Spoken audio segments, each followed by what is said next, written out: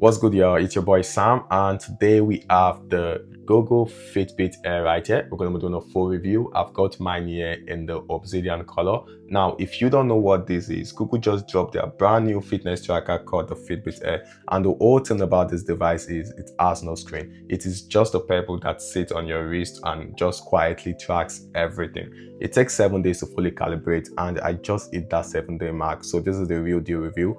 Full data, fully calibrated, everything I've experienced after a complete week of wearing this.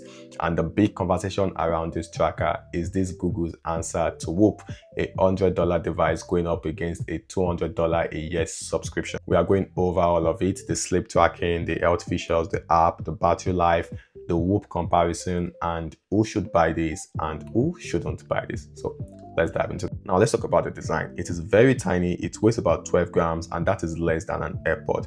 Google actually calls it a pebble, and honestly, that is what it looks like. The black colorway, they call it the obsidian. It looks really clean, and the matte finish doesn't pick up fingerprint.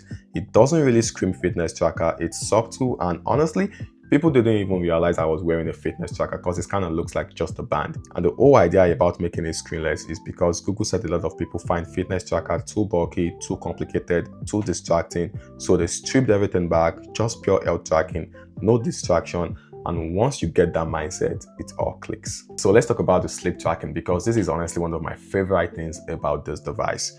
Every single morning I wake up, I've got a full breakdown of my night. It shows me how long I slept total, how much of that was a light sleep, how much was deep sleep, how much was REM, and it tracks any restlessness throughout the night.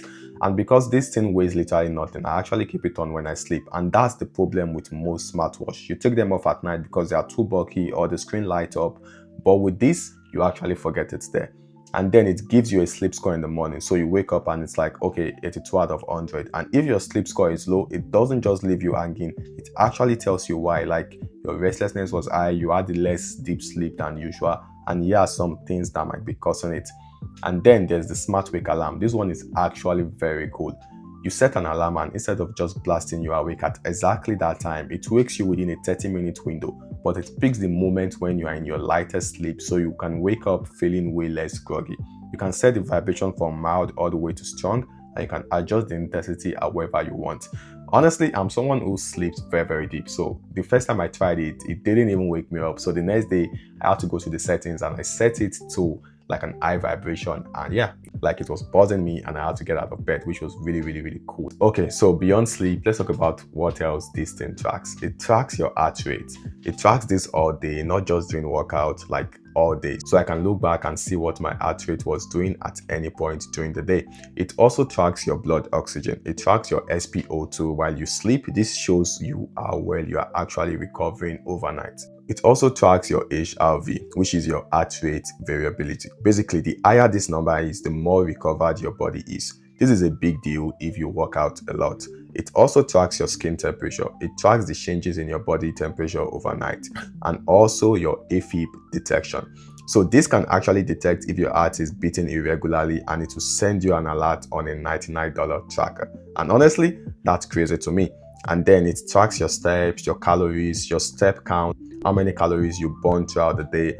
All of it happens automatically. You don't have to press anything or start anything. It just tracks it, you know? Now, one interesting thing about this device is it has a built-in AI coach in the Google Health app. So the AI coach is basically powered by Gemini, and what it does is it looks at all your data, your sleep, your heart rate, your activity, and it gives you advice. You can literally chat with it and ask it questions about your health. It will build you a workout plan, tell you when to push and when to rest.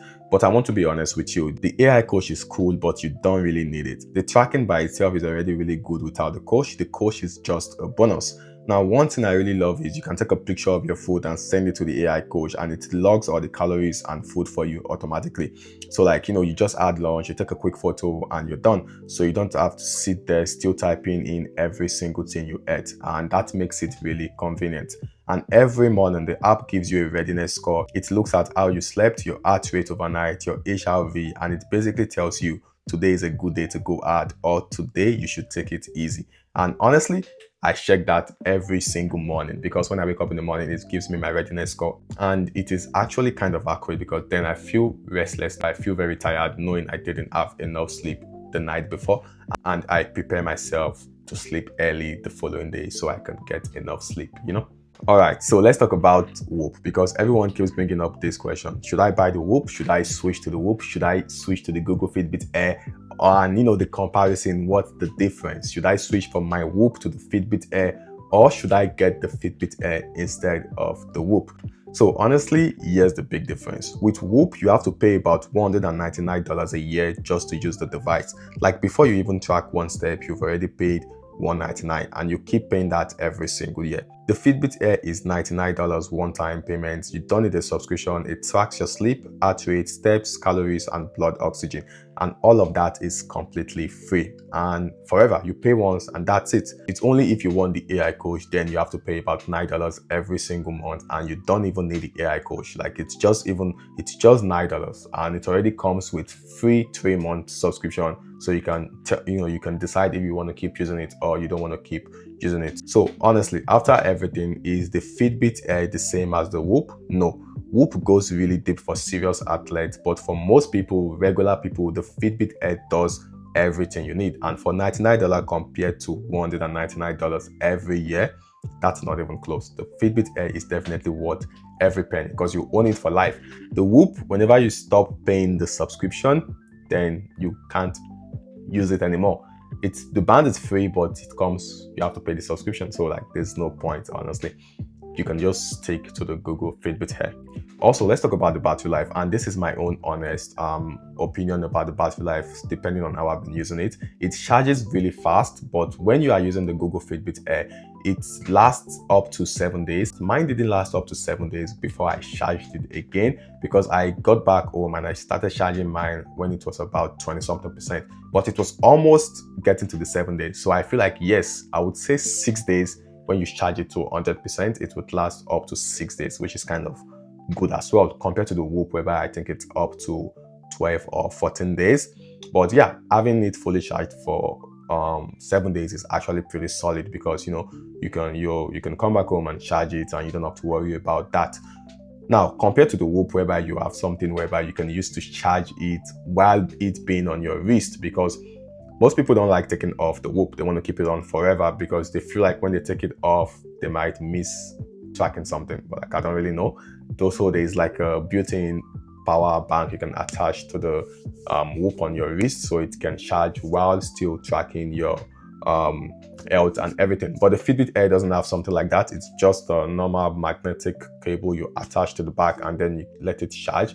But the charge is very, very fast. Like it charges to 100% in about, I think, like 6 minutes. Like I tried it out and I was like, whoa, that's crazy. All right, a few more things you need to know is it takes about 7 days to fully calibrate. So don't look at it on day one and think the data is off. It needs 7 days to really understand your body and to be able to decide about some stuffs. So you want to give it a full week and then you want to judge it. It works with both Android and iPhone. Most Google stuff is Android only, but this works on iPhone too, which is what I really like. You can use it on both ecosystem if you have an Android and if you have an iPhone. It's also waterproof up to 50 meters. I've worn it in the shower every day, no issues at all. And all right, we've come to the final conclusion, if you should buy this or if you should not buy this. So should you buy the Fitbit Air? Yes. You should get it if you always take your watch off at night. The thing is so light, so you actually keep it on and get proper sleep data. You should also get it if you want to track your health without paying monthly. It is $99 and that's it. You don't have to pay any other thing, just $99. And also, if you've been looking at the Whoop but you don't want to pay $200 a year, this is the answer to that. If you've been looking at the Whoop, because I see people with the Whoop every time, and if you've always wanted to have something like that, but you don't want to pay $200 a year, just go for the Fitbit Air. Easy $99. You own it forever. Easy. Honestly, for an average person who's just trying to track their health and the overall state of their body and everything, the Google Fitbit Air is definitely a solid option for you. Like that is what you should go for. You shouldn't even think about trying to buy a Whoop. The Google Fitbit Air is actually really, really good. So yeah, that is my full review of the Google Fitbit Air after using it for a week. The real data, my real honest opinion, and yeah, I feel like I actually love this thing and I might actually keep it. So if you stay to the end of this video, don't forget to subscribe, like, share, comment, and turn on post notification to get notified whenever I post a new video. And I'll see you in the next video. Peace out.